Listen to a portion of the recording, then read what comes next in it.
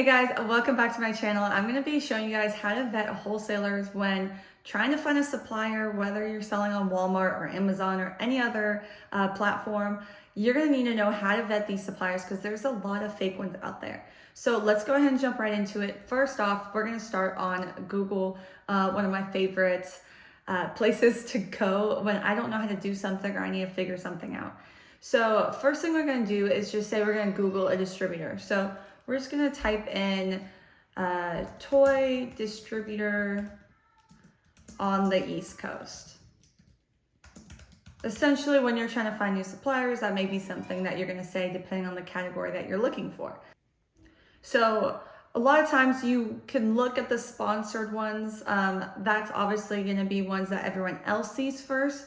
So it'd be in your best interest to scroll down and really look at the 5th, the 6th page, the ones that people aren't looking at.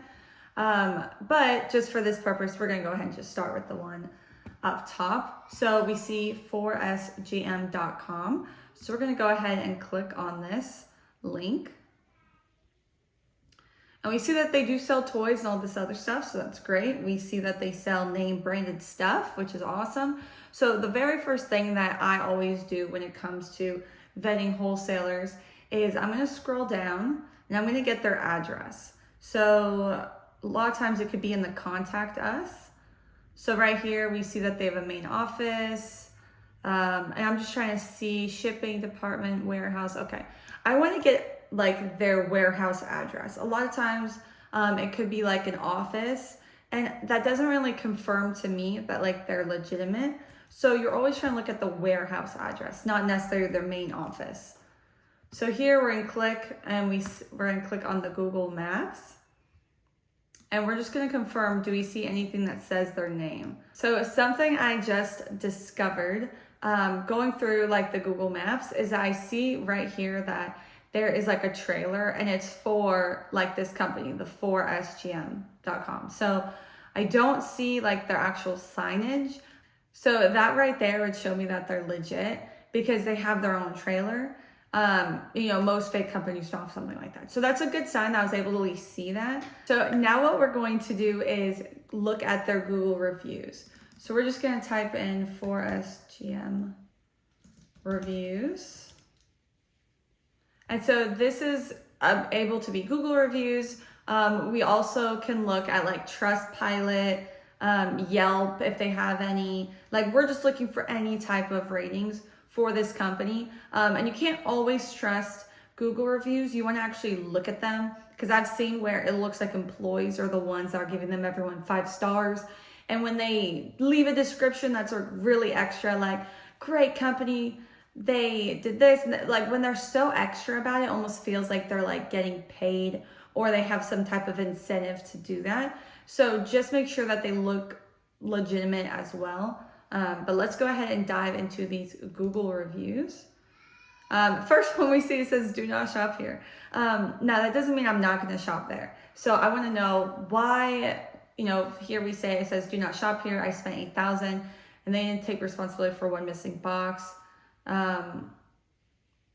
Okay, so she's just saying, hey, I spent $8,000. One of the boxes went missing. Who knows how much the actual box was, but she felt because she spent $8,000, she should get reimbursed, whatever. And that was 2 years ago, so that doesn't really affect me, because obviously shows she got her product. She just had a missing box. Maybe it got lost, whatever that looks like. So I just like to look through all of these, just kind of read some, especially the bad ones I like to read. Overall, I mean, nothing crazy there that stands out to be whoa, we need to avoid these people. So let's go ahead and look at Trustpilot. Only has a few, looks like. Okay, helpful person, but invoice is not acceptable on Amazon.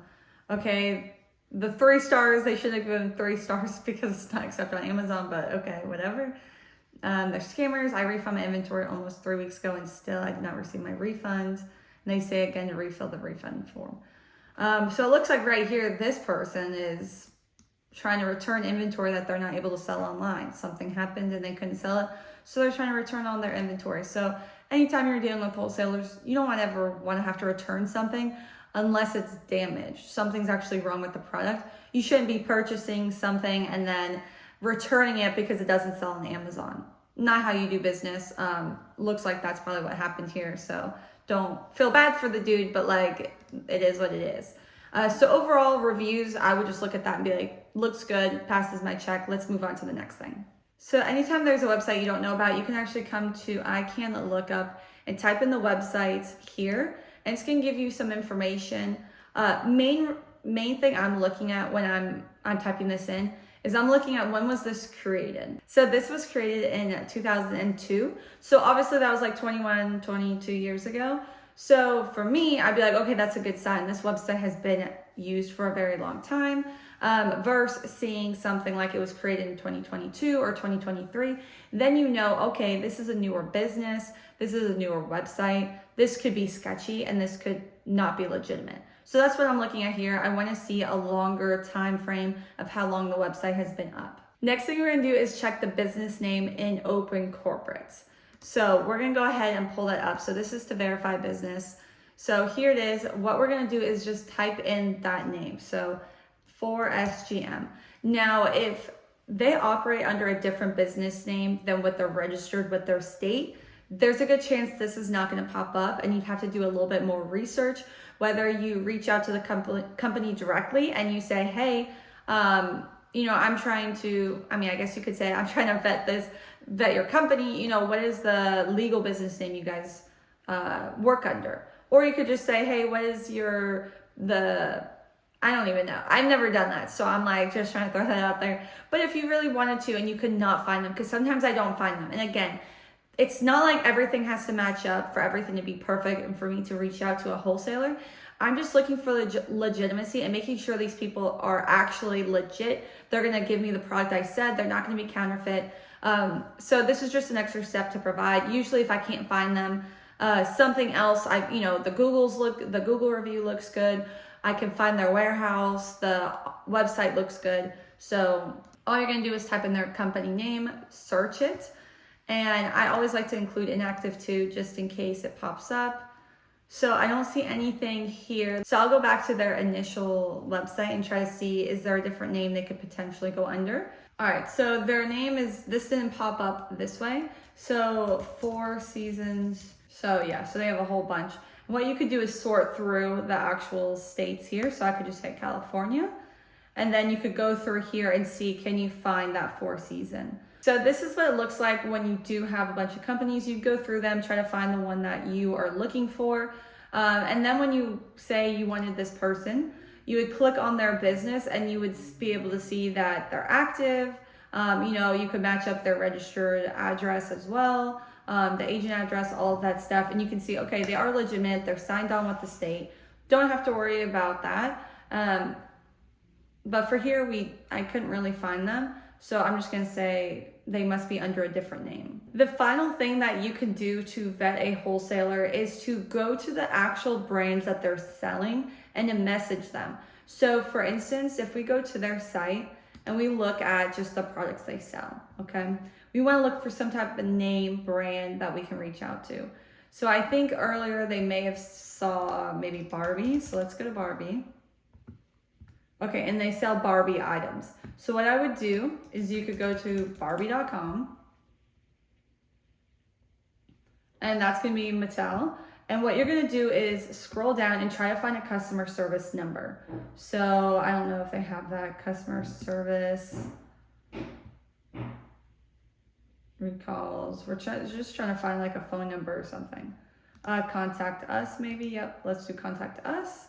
Okay, and so what I would do, the fastest thing you're going to do is be able to contact by phone. So what you're going to do is call them up and say, hey, I want to purchase from, 4sgm.com. Can you verify that they're an authorized distributor or an authorized seller for your products, for your like Barbie products? And they should be able to tell you that. They usually don't gatekeep that type of information, because you can say, I'm a concerned buyer. I just want to make sure that they're legitimate before I purchase from them.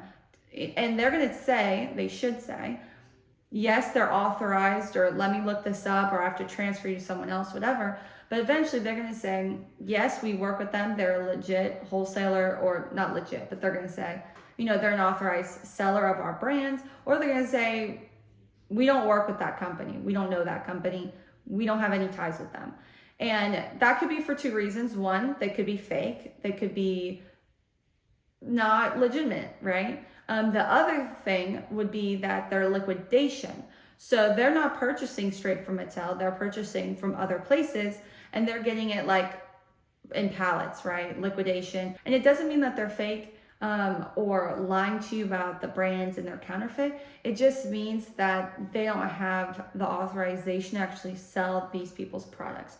So again, if it's liquidation, you may decide, okay, I know that they don't have direct access with the brand, but I'm still gonna buy from them. That's up to you.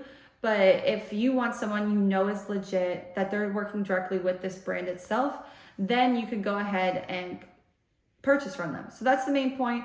When in doubt, always message the brand themselves and ask, hey, is this person authorized to sell your products? This is the number one way to know if they're legit or not. So even if you don't do any of the other steps, if you only do this step, it's probably gonna work out pretty well for you, and you only work with people that say yes, they're authorized to sell our products, because they're authorized to sell their products. You can't really go wrong with that. So go straight to the source if you want to.